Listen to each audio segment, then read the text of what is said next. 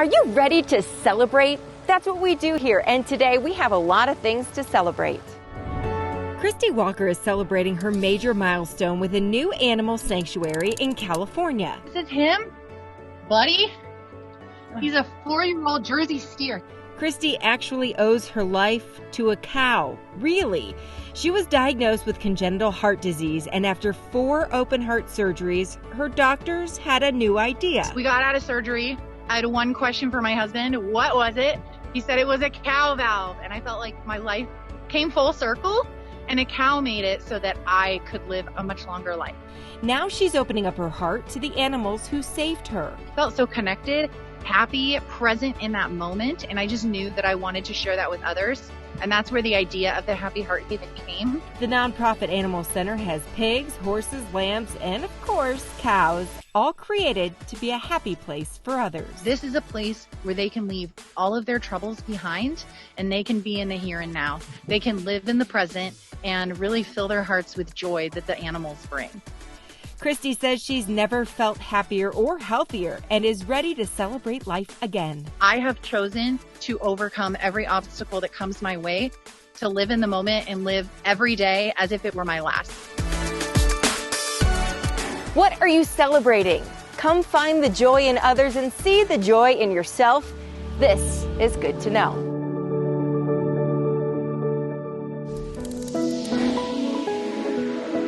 He's just a ray of sunshine. That is our future, and they deserve to enjoy everything that we could possibly give them. If I can tell my story and I can tell it in a way that is meaningful and impactful for other people, their own lives, it's going to help somebody. When you feel something good, do something good. You can do it! I can see them and I know that I have people in my corner, rooting for me to make it through to the end. She's going to be able to do lots of things. Now we know no matter what it is, I'll be able to get across it. Watching that is my satisfaction. That's all I need every time. Everybody loves these people. They're just fantastic. I'm going to get the balloons. I am very excited. You have no idea. It's wonderful.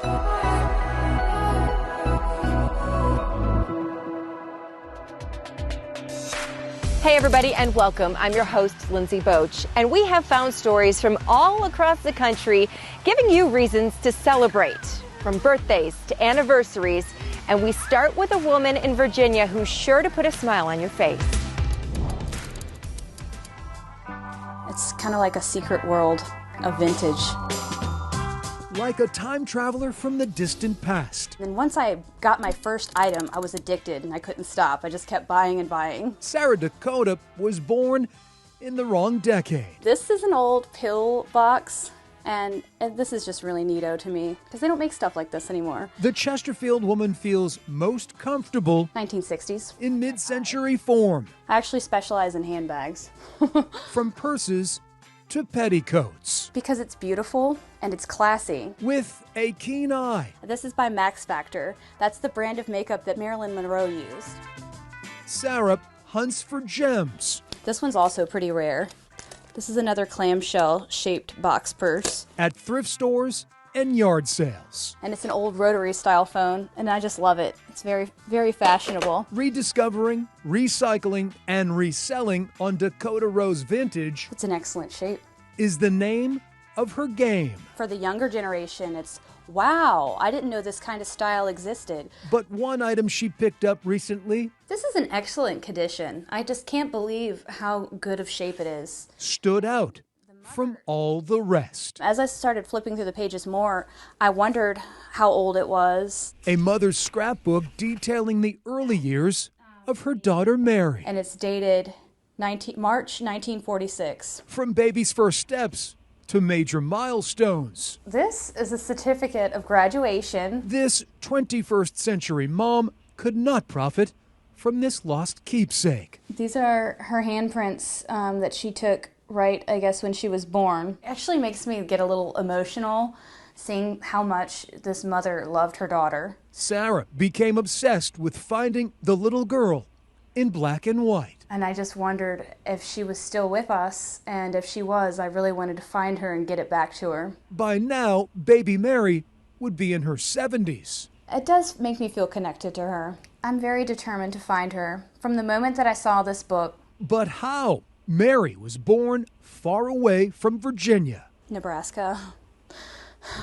Yeah, I was kind of concerned about that. Sarah had her doubts, but she had to try. I'll ship it to her. I'll do whatever it takes to get this book back to her. The 28-year-old was in it for the long haul. I thought that it was going to be slim to none to find her, but fortunately I was able to find her, rather quickly in fact. Thanks to Facebook, Sarah found Mary living a few miles away. Ecstatic is the perfect word. In Richmond. I was breathless, actually. I was very shocked and amazed. An email exchange and a phone call would bring the pair together. So I just thank you so much for getting involved. No problem at all. I'm happy to brighten your day a little bit. Mary lives in a senior living facility locked down since the pandemic began. If you're happy, that is enough for me. Turns out the baby book was lost years ago when Mary's parents passed away and their house was cleaned out. These are all precious memories that I'm sure she'll love to look at, and I'm sure she hasn't seen these in such a long time.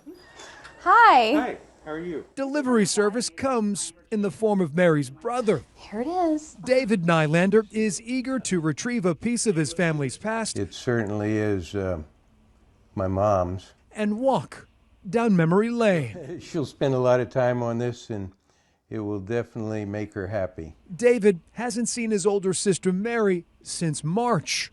I never saw this, so that's pretty neat. We really appreciate it. He will deliver the family heirloom in the coming days. Thank you very much. I sure appreciate it. Turning the page of a baby book mystery. I just wanted this to be back in the family that it belonged in, because this is honestly a piece of history. Sarah Dakota may have been born in the wrong decade, but her heart is in the right place. The story has come full circle. This is very special, and I'm glad that she's going to have it back.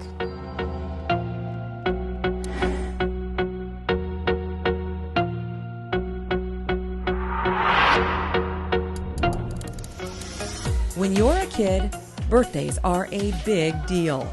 A party with presents and cake can make memories for a lifetime. But for too many Arizona children, the idea of a birthday party of any kind is just a wish. Most of the kids are at the their families fall at or below the poverty level. Christy Morgan runs the Arizona chapter of Candle Wishes.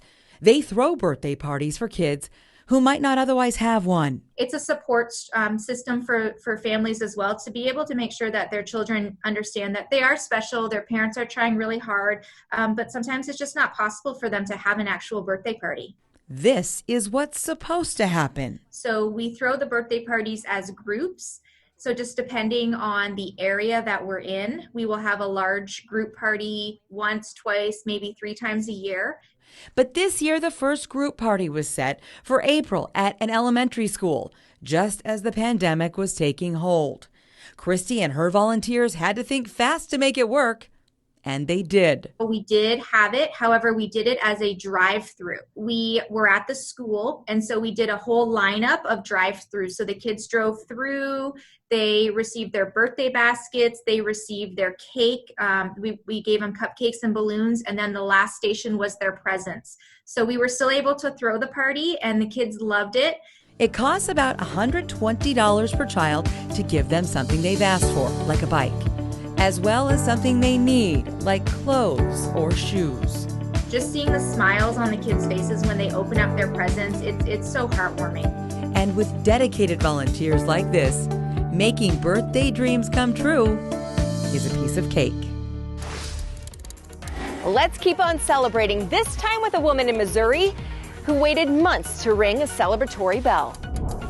Every Friday for 6 months, this window was the only way Stephen Fuller could connect with his wife, Elizabeth. Hey, my nurse is waving to you guys. She's in like the 3rd window up here, and so that she can see all her friends and family. It was the only window inside what she was going through at the University of Kansas Cancer Center. It's been super isolating and difficult, especially during COVID. and today's her last day of chemo. For Elizabeth Fuller, looking out this window during chemotherapy treatments was her strength. And today would be the last day. Elizabeth is going to come down and she's going to ring her bell kind of to have closure to this part of the chemo and the cancer process. The bell, a signal of hope and the fight that every cancer patient wants to conquer. And her family would help her ring in the special moment. I can't tell you how many times I've sat through a treatment and I've heard them ring that bell. And I think, okay, my time is almost here. Like, I'm so close, it's coming. The hardest part of the whole having cancer through a pandemic is you have to do it alone. But just looking outside reminded the young mother that better days are ahead. I can see them and I know that I have people in my corner. We have so much more to celebrate today. Coming up, wedding bells are ringing with a very special cause. Pay it forward. Yeah, do your part. Give back where you can. We're all in this together, honestly. It's good to know.